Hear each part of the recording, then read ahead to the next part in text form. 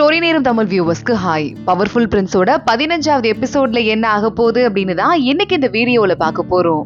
Last எபிசோட்லயே Tania வந்த மக்கள் சுத்திக்கிட்டு இந்த பொண்ணோட அப்பா தான் இந்த அழிவுக்கெல்லாம் காரணம் அப்படின்னு சொல்லிட்டு சண்டை போட ஆரம்பிச்சிருந்தாங்க. அட்டாக் பண்ணவே வந்தாங்க. அதோட தான் முடிஞ்சது. இந்த எபிசோட்ல யூனா தானியாவை காப்பாத்த ஆரம்பிக்கிறா.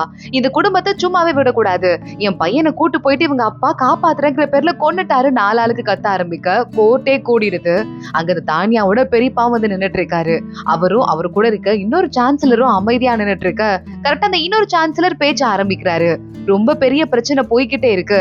எத்தனைதான் நம்ம முகாம் வச்சுட்டு அவங்களுக்கு எல்லாம் வந்து சாப்பாடு கொடுக்கறதுக்கு ட்ரை பண்ணாலும் பத்தவே இல்லை.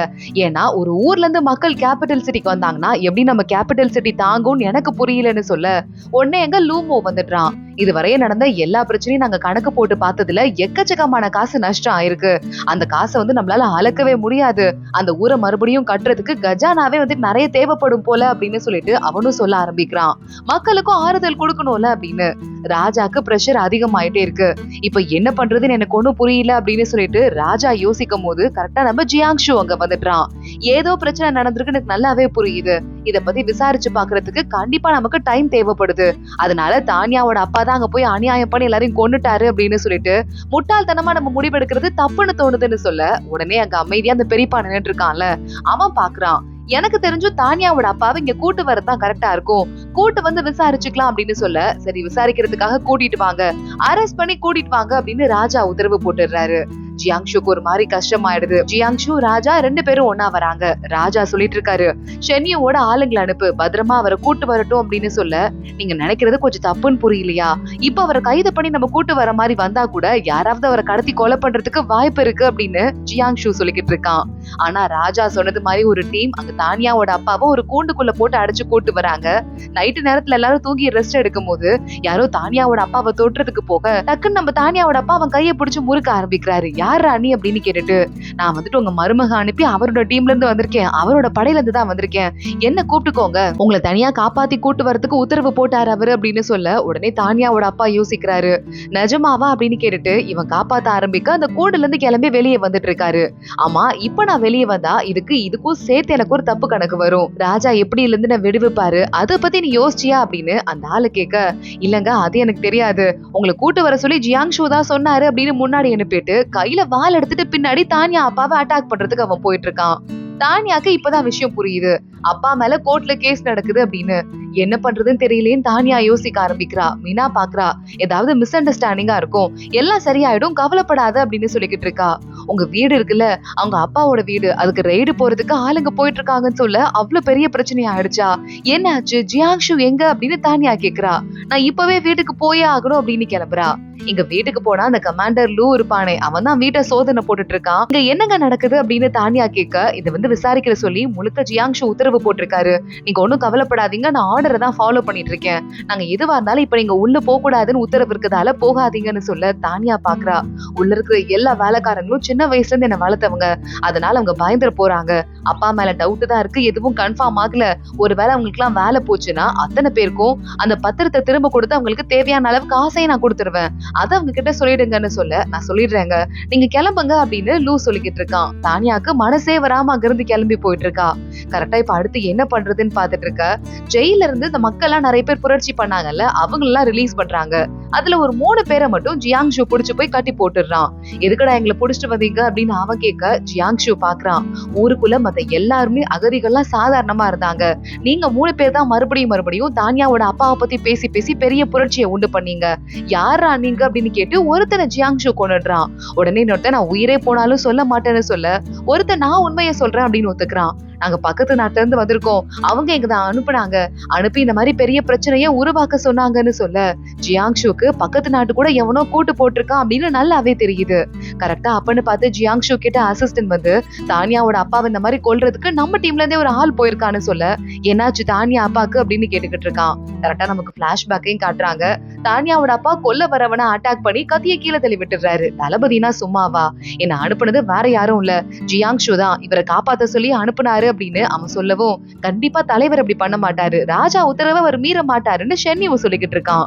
ஆனா அதுக்குள்ள அந்த பையன் விஷத்தை சாப்பிட்டு அங்கேயே இறந்து போயிட இப்போ தானியா அப்பா மேல தப்பிக்க ட்ரை பண்ண குற்றமும் சேர்ந்துருது. அங்க அடுத்த நாள் 2 சான்சலரும் ராஜாவை பாக்குறதுக்கு வந்துடுறாங்க. தப்பிக்கிறதுக்கு முயற்சி பண்றது எவ்வளவு பெரிய தப்புங்க, இதுக்கும் மேல நான் சும்மா விடக்கூடாது, பாத்துட்டே இருந்தா பெரிய ப்ராப்ளம் ஆயிடும் போலங்க அப்படின்னு சொல்ல ராஜா பாக்குறாரு. இதுக்கும் மேல அவருக்கே ஒண்ணும் பண்ண முடியல, தடுக்கவே முடியல. போயிட்டு அவரோட வீட்டுக்கு போயிட்டு அவரோட எல்லா சொத்தையும் பறிமுதல் பண்ணுங்க, அந்த வீடும் இனிமே அவரோடது கிடையாது, அவருக்கு இனிமே எந்த பதவியும் கிடையாது, அவரை இங்க கூட்டு வர வேலையை மட்டும் பாருங்கன்னு சொல்ல தானியாவோட அப்பா வீட்டுக்கு சீல் வச்சிடுறாங்க. தானியா வீட்டுல உட்காந்து அழ ஆரம்பிக்கிறா. அப்பன்னு பார்த்து வீட்டுல இருக்க வேலைக்காரம்மா இங்க வந்துடுறாங்க. இந்த மாதிரி எல்லாரும் கிளம்பிட்டாங்கம்மா, எனக்கு என்ன பண்றதுன்னு தெரியல, அதான் உன்னை பார்க்க ஓடி வந்துட்டேன், ஏதாவது வேலை கிடைக்குமாமா அப்படின்னு அந்த ஆயம்மா கேட்க, ஆயம்மா நீங்க என்ன வளர்த்தவங்க, என்ன நினைச்சிட்டு இருக்கீங்க, முதல்ல எந்திரிங்க, நான் முதல்ல என் புருஷனை போய் பார்த்துட்டு வரேன் அப்படின்னு தானியா சொல்லிடுறா. ஆனா இங்க ஜியாங்ஷு ராஜாவை பார்க்க போயிடுறான்.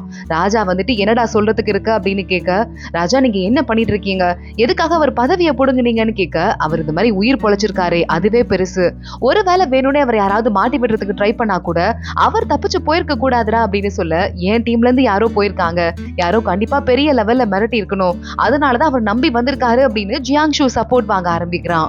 எனக்கு தெரிஞ்சு இதுக்கு மேல அவரை காப்பாத்துறதுக்கு ஒரே ஒரு வழிதான் இருக்கு, அவரே இங்க வந்து அவரை நல்லவரை நிரூபிச்சுக்கணும் அப்படின்னு சொல்ல, நான் ட்ரை பண்றேன் அப்படின்னு ஜியாங்ஷு சொல்லிக்கிட்டு இருக்கான். கமாண்டர் லூ இங்க அவன் படையோட கிளம்பிட்டு இருக்கான். ஒரு வீட்டுல போயிட்டு இந்த வீட்டுல யாராவது இருக்காங்களான்னு பாத்துட்டு வான்னு சொல்ல, ஒரு முக்கியமான க்ளூ கிடைச்சிருக்கு அப்படின்னு உள்ள போய் தேடி வரவன் கமாண்டர் லூ கிட்ட சொல்லிக்கிட்டு இருக்கான்.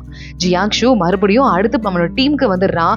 செக் பண்ணீங்களா அப்படின்னு கேட்க, வர அசிஸ்டன்ட் சொல்லிக்கிட்டு இருக்கான், நம்ம சார்பா போன பையன் நிஜமாவே நம்ம டீம்ல இருந்து போனவன் தான், ரொம்ப ஏழையா இருக்கானே, நீங்க கூட அவனுக்கு காசு கொடுத்திருக்கீங்க, அதுக்கப்புறம் என்ன ஆச்சுன்னு தெரியல, யாரோ அவன் குடும்பத்துல ரொம்ப உடம்பு முடியாம இருந்திருப்பாங்க போல, சோ அதுக்கு பணம் பத்தாம இதுக்கும் மேல நீங்க கொடுத்ததுக்கும் மேல பணம் கேட்டு வேற யார்கிட்டயோ வாங்கியிருக்கான், அவங்கதான் மிரட்டி இந்த வேலையை பண்ண வச்சிருக்காங்கன்னு சொல்ல ஜியாங்ஷு ஷாக் ஆயிடுறான். உங்க ஒய்ஃப் வேற உங்களை பாக்குறதுக்கு கேம்புக்கு வந்திருக்காங்கன்னு சொல்ல ஜியாங்ஷு மின்னல் வேகத்துல கிளம்பி போக தானியா டயர்ட் ஆயிட்டு அப்படியே அங்கேயே தூங்கிட்டு இருக்கா.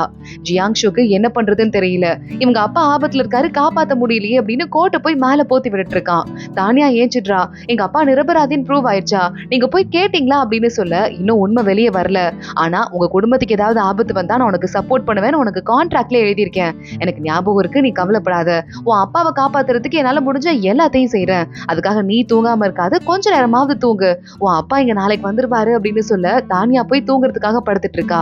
ஜியாங்ஷுவ கூட போய் படுத்துட்டு, நான் இருக்கேன், உனக்கு ஒண்ணும் ஆகாது அப்படின்னு சொல்லிக்கிட்டு இருக்கான்.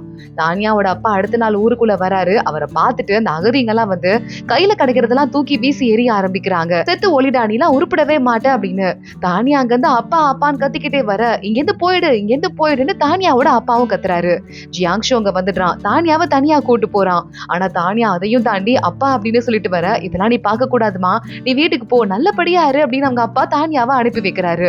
ஜியாங்ஷு உடனே கவலைப்படாதுன்னு சொன்னேன்ல, நான் பாத்துக்கிறேன்னு சொன்னேன்ல அப்படின்னு சொல்லிட்டு அழ ஆரம்பிக்க தானியா அப்படியே கட்டி பிடிச்சிட்டு அழுதுட்டு இருக்கா.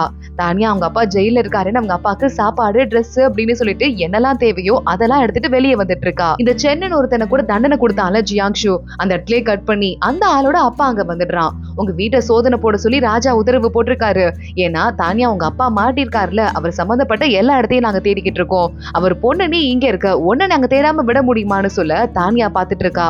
ஓ என்ன தேட வந்திருக்கீங்களா, அப்படிலாம் சும்மாலாம் விட முடியாது, நாங்க யாரும் தப்பு பண்ணல, இது இளவரசரோட வீடு அப்படின்னு தானியா சொல்லிக்கிட்டு இருக்கா. ஜியாங்ஷு அங்க வந்துடுறான். இங்க பாரு, யாரை கேட்டு தேட வந்த, எதுவா இருந்தாலும் நான் ராஜாட்ட பேசிக்கிறேன், இதுக்கும் மேல ஷென்னியோவை கூப்பிட்டு இங்க படைகளை கூப்பிட்டு காவல் காக்க சொல்லுங்க, எவனாவது ஒருத்தன் உள்ள போனா கூட போதும், யாரையும் கேட்க வேணாம், கொன்னு போட சொல்லுங்க, அதுக்கும் மேல படை பெருசா வந்தா என்ன கூப்பிட்டு விடுங்க, நானே வந்து சண்டை போடுறேன்னு சொல்ல அங்க அந்த சென்ன அப்பாவோட வந்திருக்கிற ஆளுங்க எல்லாம் பயப்படுறாங்க. தானியா அமைதியா பாத்துட்டு இருக்கா.